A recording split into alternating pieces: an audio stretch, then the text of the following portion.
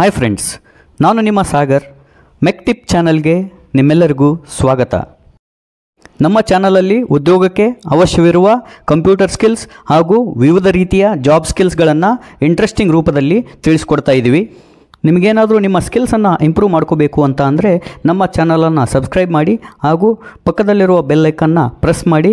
ಇದರಿಂದ ನಿಮಗೆ ನಾವು ಅಪ್ಲೋಡ್ ಮಾಡುವ ಪ್ರತಿಯೊಂದು ಕೋರ್ಸ್ ವಿಡಿಯೋಸ್ ನಿಮಗೆ ನೋಟಿಫಿಕೇಷನ್ ಮುಖಾಂತರ ಬರುತ್ತೆ.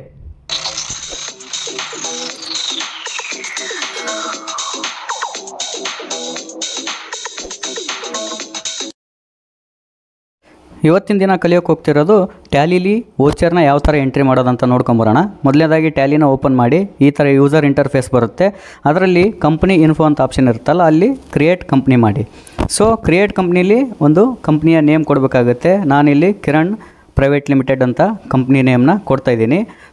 ಕಂಟ್ರೋಲ್ ಎ ಒತ್ತಿದರೆ ಕಂಪ್ನಿ ಆಟೋಮೆಟಿಕಲಿ ತಾನೇ ಜನ್ರೇಟ್ ಆಗುತ್ತೆ. ಬೈ ಡಿಫಾಲ್ಟ್ ಅದೇ ಜನ್ರೇಟ್ ಆಗುತ್ತೆ. ಇಲ್ಲಿ ನೋಡ್ಬೋದು ಕಿರಣ್ ಪ್ರೈವೇಟ್ ಲಿಮಿಟೆಡ್ ಅಂತ. ಸೊ ಅದರಲ್ಲಿ ಅಕೌಂಟ್ ಇನ್ಫೋ ಆಪ್ಷನ್ ತೊಗೊಂಡು ಲೆಡ್ಜರ್ ಕ್ರಿಯೇಟ್ ಮಾಡ್ತಾಯಿದ್ದೀನಿ. ಲೆಡ್ಜರಲ್ಲಿ ಮಲ್ಟಿಪಲಲ್ಲಿ ಕ್ರಿಯೇಟ್ ಲೆಡ್ಜರ್ ಆಪ್ಷನ್ ಸೆಲೆಕ್ಟ್ ಮಾಡಿ. ಸೊ ಅಂಡರ್ ಗ್ರೂಪ್ ಆಲ್ ಐಟಮ್ಸ್ನ ಸೆಲೆಕ್ಟ್ ಮಾಡಬೇಕಾಗುತ್ತೆ.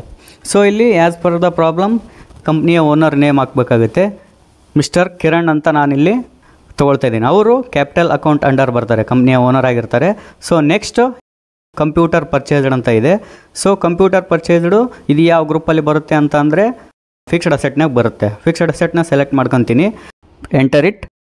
ನೆಕ್ಸ್ಟ್ ಒಂದು ಪ್ರಿಂಟರ್ ಪರ್ಚೇಸ್ಡು ಇದು ಯಾವ ಗ್ರೂಪಲ್ಲಿ ಬರುತ್ತೆ ಅಂದರೆ ಫಿಕ್ಸ್ಡ್ ಅಸೆಟ್ನಾಗ ಬರುತ್ತೆ. ಫಿಕ್ಸ್ಡ್ ಅಸೆಟ್ನ ಸೆಲೆಕ್ಟ್ ಮಾಡ್ಕೊತೀನಿ, ಎಂಟರ್ ಇಟ್. ಸೊ ನೆಕ್ಸ್ಟ್ ಒಂದು ರೆಂಟ್ ಪೇಡು ಇದು ಯಾವುದ್ರ ಗ್ರೂಪಲ್ಲಿ ಬರುತ್ತೆ ಅಂತಂದರೆ ಇದು ಇಂಡೈರೆಕ್ಟ್ ಎಕ್ಸ್ಪೆನ್ಸು. ಇಲ್ಲಿ ಇಂಡೈರೆಕ್ಟ್ ಎಕ್ಸ್ಪೆನ್ಸ್ ಆಪ್ಷನ್ನ ನೀವು ಎಂಟರ್ ಮಾಡ್ತಾಯಿದ್ದೀನಿ, ಎಂಟರ್ ಕೊಟ್ಟು ನೆಕ್ಸ್ಟ್ ಒಂದು ಎಲೆಕ್ಟ್ರಿಸಿಟಿ ಬಿಲ್ ಪೇಡ್ ಅಂದರೆ ಖರ್ಚು, ಕಂಪ್ನಿಯ ಒಂದು ಖರ್ಚನ್ನು ನಾವು ಯಾವುದರಲ್ಲಿ ಎಂಟ್ರಿ ಮಾಡ್ಬೇಕಂದ್ರೆ ಇಂಡೈರೆಕ್ಟ್ ಎಕ್ಸ್ಪೆನ್ಸಲ್ಲಿ ಎಂಟ್ರಿ ಮಾಡಬೇಕು, indirect expense. Next one donation received, ಇಲ್ಲಿ ಅಮೌಂಟನ್ನು ನಾವು ರಿಸೀವ್ ಮಾಡ್ಕೊತಾ ಇದ್ದೀವಿ. ಹಂಗಾಗಿ ಇದು ಯಾವ ಅಂಡರ್ ಗ್ರೂಪಲ್ಲಿ ಬರುತ್ತೆ ಅಂದರೆ ಇಂಡೈರೆಕ್ಟ್ ಇನ್ಕಮ್ಸ್ ಅಂತ ಒಂದು ಆಪ್ಷನ್ ಇದೆ, ಅದರಲ್ಲಿ ಬರುತ್ತೆ. ಇದಾದಮೇಲೆ ಕೊನೆಯದಾಗಿ ಎಂಟರ್ ಅಂತ ಪ್ರೆಸ್ ಮಾಡಿ. ಎಂಟರ್ ಅಂತ ಕೊಟ್ಟರೆ ಅಕ್ಸೆಪ್ಟ್ ಆಗುತ್ತೆ ಕಂಪ್ನಿ. ನೀವು ಬ್ಯಾಕ್ ಹೋಗ್ಬೇಕಂದ್ರೆ ಎಸ್ಕೇಪ್ ಕೀ ಪ್ರೆಸ್ ಮಾಡಿ. ಎಸ್ಕೇಪ್ ಅಂತ ಕ್ಲಿಕ್ ಮಾಡ್ತೀನಿ. ಇಲ್ಲಿ ನೋಡ್ಬೋದು ನೀವು ಅಕೌಂಟಿಂಗ್ ವೋಚರ್ಸಲ್ಲಿ ನಾವು ಈ ಥರ ಇಂಟರ್ಫೇಸ್ ನೋಡ್ಬೋದು. ಇಲ್ಲಿ ಓನರ್ ಆಫ್ ದಿ ಕಂಪ್ನಿ ಅವರು ಏನು ಮಾಡ್ತಾರೆ, ರಿಸಿಪ್ಟು ಅಂದರೆ ಅವರು ಅಮೌಂಟ್ನ ಈ ಒಂದು ಕಂಪ್ನಿಗೆ ಇನ್ವೆಸ್ಟ್ ಮಾಡ್ತಾರೆ. ಸೊ ಅದನ್ನು ನಾವು owner of the company cash through ನಮಗೆ ಇನ್ವೆಸ್ಟ್ ಮಾಡೋದ್ರಿಂದ ಇಲ್ಲಿ ಕ್ಯಾಶ್ ಅಂತ ಸೆಲೆಕ್ಟ್ ಮಾಡಿ ಅವ್ರ ನೇಮ್ ಎಂಟರ್ ಮಾಡಬೇಕು. ಇಲ್ಲಿ ಲೆಡ್ಜರ್ ನಿಮಗೆ ರೈಟ್ ಸೈಡು ಶೋ ಆಗುತ್ತೆ. ಅದರಲ್ಲಿ ಮಿಸ್ಟರ್ ಕಿರಣ್ ಅನ್ನೋರು ಓನರ್ನ ನಾನು ಸೆಲೆಕ್ಟ್ ಮಾಡ್ತೀನಿ. ಅವರು ಎಷ್ಟು ಅಮೌಂಟು ನಮ್ಮ ಕಂಪ್ನಿಗೆ ಇನ್ವೆಸ್ಟ್ ಮಾಡಿದ್ದಾರೆ ಆ ಅಮೌಂಟ್ನ ನೀವು ಇಲ್ಲಿ ಎಂಟ್ರಿ ಮಾಡಿ ಎಂಟರ್ ಅಂತ ಪ್ರೆಸ್ ಮಾಡಿ. ನರೇಶನ್ ಏನಾದ್ರು ಇದ್ದರೆ ನೀವು ಬರಿಬೇಕಾಗುತ್ತೆ. ನಾನಿಲ್ಲಿ ಇನ್ವೆಸ್ಟ್ಮೆಂಟ್ ಅಂತ ಬರಿತೀನಿ.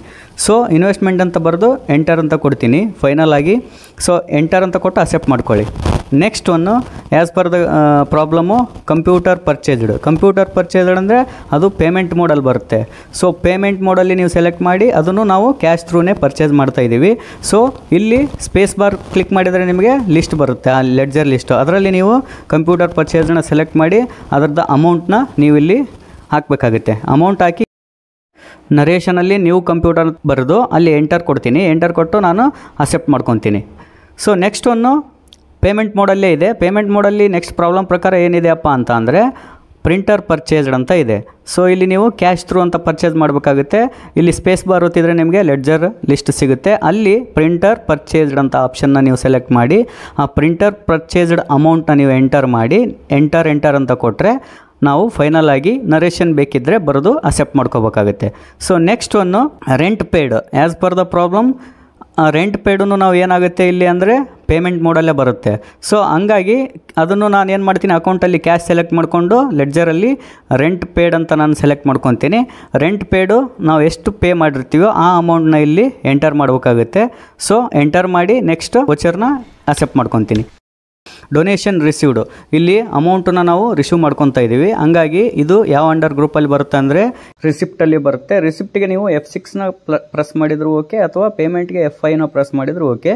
ಇಲ್ಲಿ ಡೊನೇಷನ್ ರಿಸೀವ್ಡ್ ಅಮೌಂಟ್ ಹಾಕ್ತಾಯಿದ್ದೀನಿ. ಸೊ ಆಮೇಲೆ ಅದನ್ನು ನಾನು ಎಂಟರ್ ಅಂತ ಒತ್ತಿ ಅದನ್ನು ಅಕ್ಸೆಪ್ಟ್ ಮಾಡ್ಕೊತೀನಿ. ಸೊ ಈ ಥರ ವೋಚರ್ನ ಕ್ರಿಯೇಟ್ ಮಾಡಿ ಎಸ್ಕೇಪ್ ಅಂತ ಕೀ ಟೈಪ್ ಮಾಡಿದರೆ ನಾವು ಬ್ಯಾಕ್ ಹೋಗ್ತೀವಿ. ಸೊ ಬ್ಯಾಕ್ ಹೋಗಿ ನೀವು ಇಲ್ಲಿ ನೋಡ್ಬೋದು ಗೇಟ್ವೇ ಆಫ್ ಟ್ಯಾಲಿ ಅಂತ ಆಪ್ಷನ್ ಇದೆ, ಅದರಲ್ಲಿ ರಿಪೋರ್ಟ್ಸಲ್ಲಿ ಬ್ಯಾಲೆನ್ಸ್ ಶೀಟ್ ಮೇಲೆ ಕ್ಲಿಕ್ ಮಾಡಿ.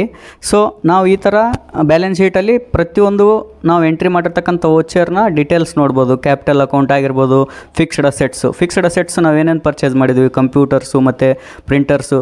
ಸೊ ಈ ಪ್ರತಿಯೊಂದು ಅಮೌಂಟು ಇಲ್ಲಿ ನಮಗೆ ನೋಡಲಿಕ್ಕೆ ಸಿಗುತ್ತೆ.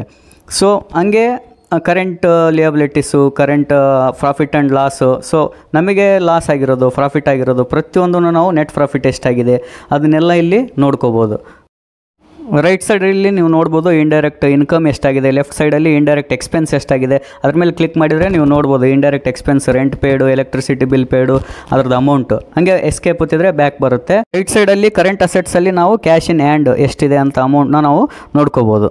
ಫೈನಲಿ ಹೇಳ್ಬೇಕಂದ್ರೆ ಲೆಫ್ಟ್ ಸೈಡಲ್ಲಿ ಪ್ರಾಫಿಟ್ ಆ್ಯಂಡ್ ಲಾಸ್ ಅನ್ನೋ ಆಪ್ಷನ್ ಬಂತಂದರೆ ಕಂಪ್ನಿ ಅಂಡರ್ ಪ್ರಾಫಿಟ್ ಅಂತ ಅರ್ಥ.